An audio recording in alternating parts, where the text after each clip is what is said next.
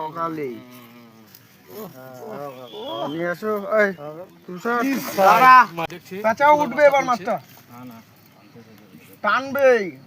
প্রিয় মৎস্য শিকারী বন্ধুরা, দেখতে পেলেন একজন তরুণ শিকারীকে রায় দিচ্ছেন অভিজ্ঞ শিকারী। তরুণ শিকারী বড়শিতে একটি ভালো সাইজ কাতলা মাছ বাঁধে।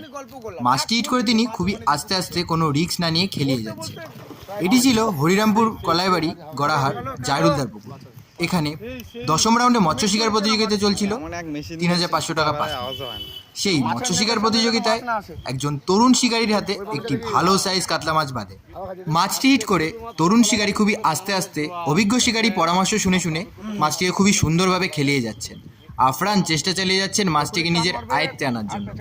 এখন দেখার বিষয় হলো তরুণ শিকারী যে মাছটিকে আজ কাঁটায় আবদ্ধ করেছেন সেটি কিভাবে নিজের নিয়ন্ত্রণের মধ্যে নিয়ে এসে নেটবন্দি করে।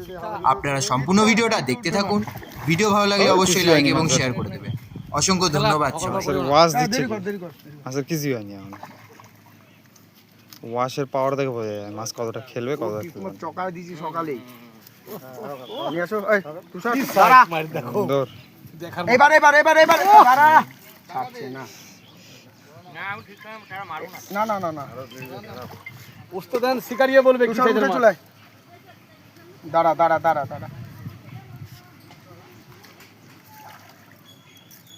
তবে আজকে তুলে শিকারি দেখছি আনফেসেস বেশি দেখেছি। কত দর্শক কিচ্ছু করতে হবে না, একটু পেঁচাও, একটু পেঁচাও, কত দর্শক দেখার জন্য।